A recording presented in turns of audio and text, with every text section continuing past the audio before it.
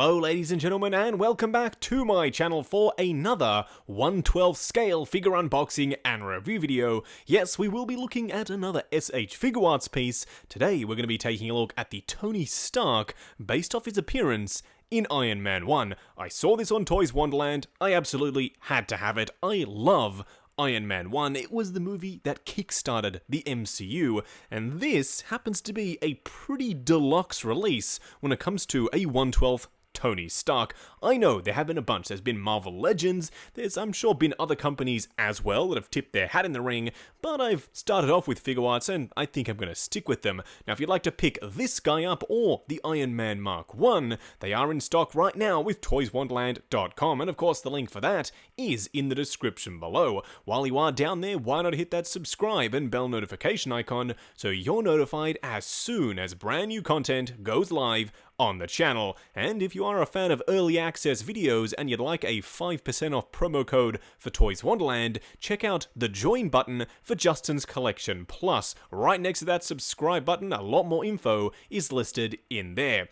What we are going to do now though is get the box laying flat in the light box and do the unboxing. And here of course we have the box art for the Tony Stark Birth of Iron Man edition from of course Iron Man 1. First of all, I really like the metallic sort of pearlescent effect on the entire box art.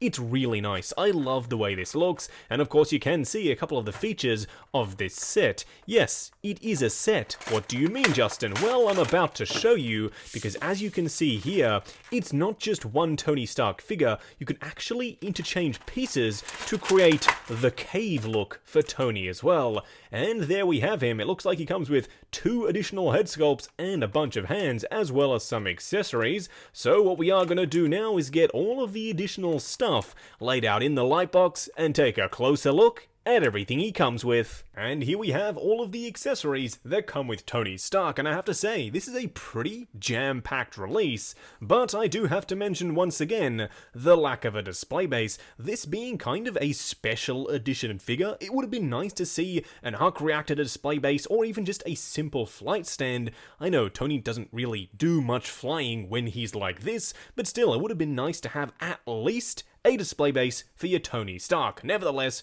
we didn't get it. Let's start off by taking a look at the anvil first. This is a pretty basic piece, but it's painted and sculpted very nicely. Does it look like metal?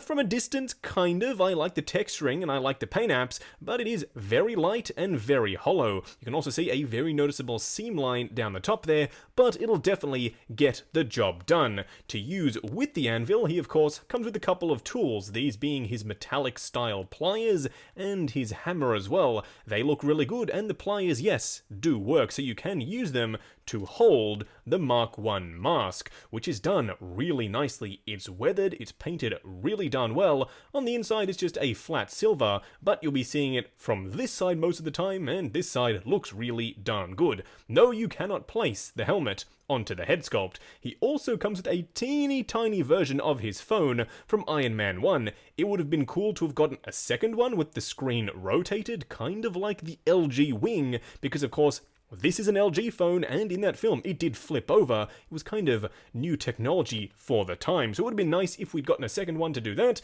but nevertheless, we didn't. Now, talking about the hands quickly before we get to the meat and potatoes, we do have these really nice and very well weathered, sort of welding style glove hands. They all look really good, they all have that weathering parts over the top, and I really like the way they look.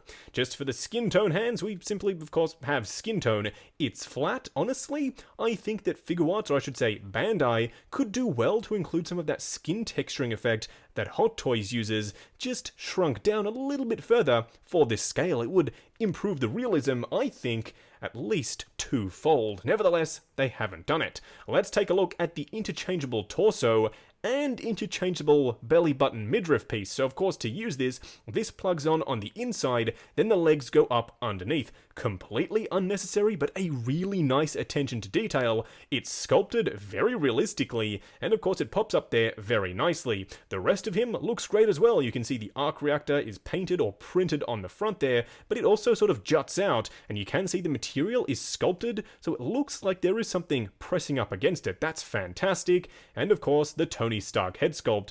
I can see the likeness. His eyes are looking off to one side, so of course he can be hammering the Mark I faceplate on the anvil and looking off to one side as well. It looks great. I love the hair. Yes, Figuarts does like to do the face printing tech. Sometimes, upon closer inspection, it doesn't really work, but at a distance, I can definitely see RDJ, and of course, comparing it to the regular one, I do believe they're the same underlying sculpt, it's just the hairpiece that's different.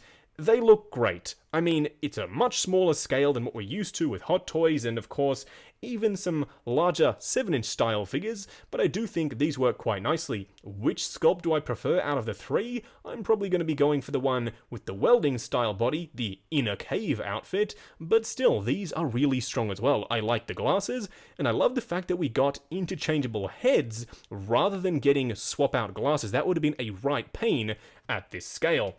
What we are going to do now, though, is get Tony Stark fully assembled and out here and take a closer look. And here we have the Figuarts Tony Stark himself, standing straight up and down the lightbox, no crazy poses or accessories or anything like that. And I have to say, as simple as this figure is, it's kind of working for me. I love the fact that it comes with a bunch of stuff, technically an entirely different swap out look, which again you'll see in just a second. This guy is just working, and I don't exactly know why. The head sculpt isn't 100% flawless, to be totally honest, and the suit's kind of boring, but I think it's just all of that extra stuff that's winning me over. What we are going to do now, though, is take him off the rotating turntable, punch in, and take a closer look at the details. And here we have him up close and personal. Now, I know we've technically already seen him, but still, I wanted to show you what he looks like up close, because he does look really, really good, in my personal opinion.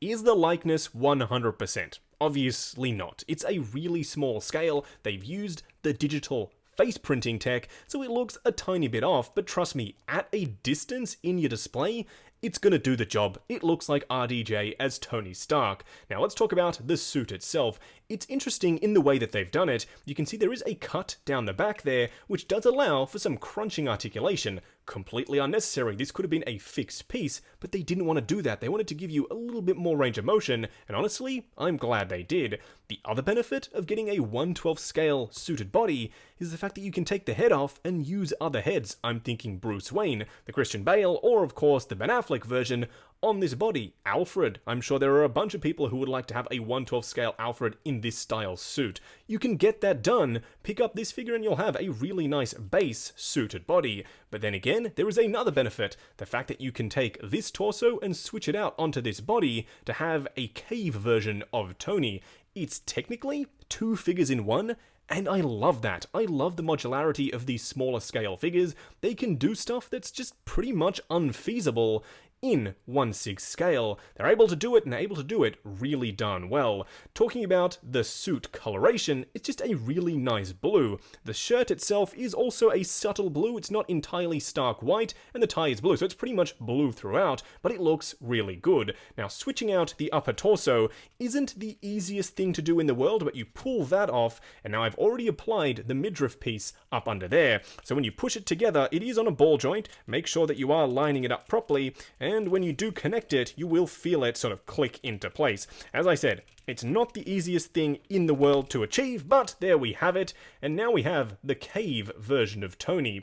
Again, I don't know yet which way I'm going to be displaying my personal Tony Stark figure, but I'm leaning towards this look. We don't really have as many representations of the cave version of Tony. We do have a lot of suited Tonys, both in 1/6 scale and of course in 1/12 scale as well, but this is really starting to grow on me. I still don't know why they put that midriff piece under there. It's an attention to detail that is nice and you can see it from the back, but honestly, it's completely unnecessary. It's just Bandai going all out on something that pretty much nobody would have noticed otherwise. In terms of how it fits with the pants, it's kind of weird to me that he's wearing suit pants and a tank top, but I guess that's how it would be in the movie. He didn't really have a change of clothes in his cave, so this kind of does work, and it works really nicely.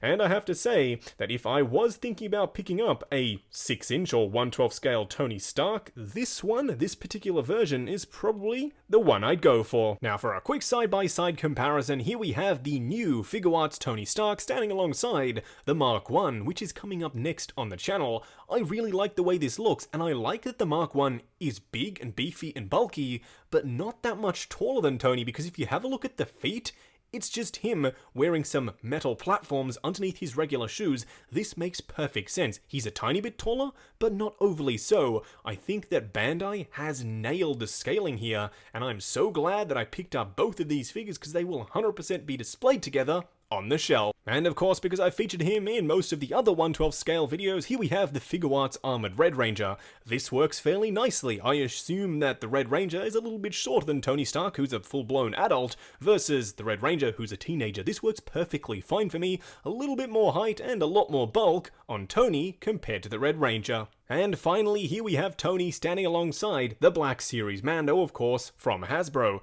Is it just me, or does this kind of work? I thought that the scale would be way off, sometimes it is, with Hasbro versus the Figuarts releases, but this kind of works. I think the scale works really nicely here. Does that mean he'll scale perfectly with your MCU figures?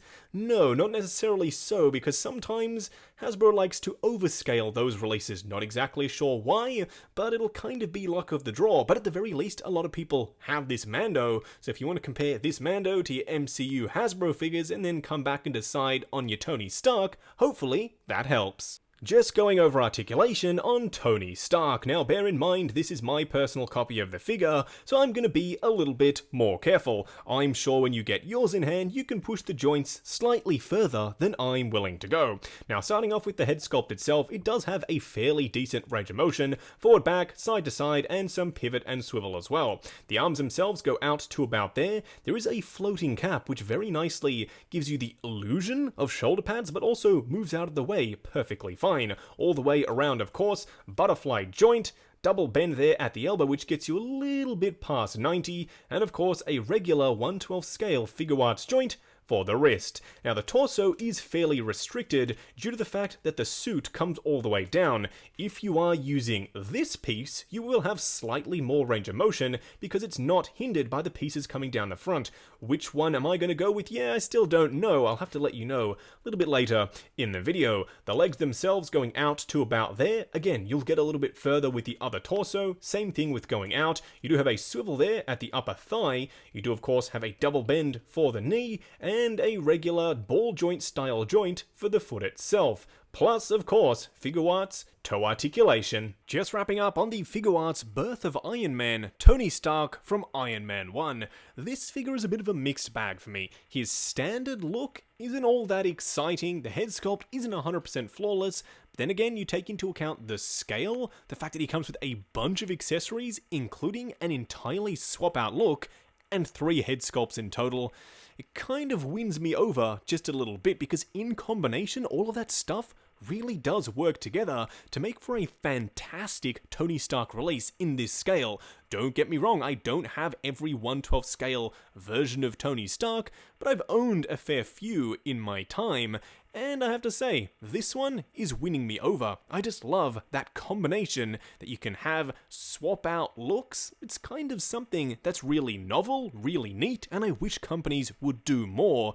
And I know Figuarts tends to do it quite often, but other companies I think could learn from this. I don't know, maybe Hot Toys could do swap out bits and pieces like this as well at some point in the near future. I definitely would love to see it.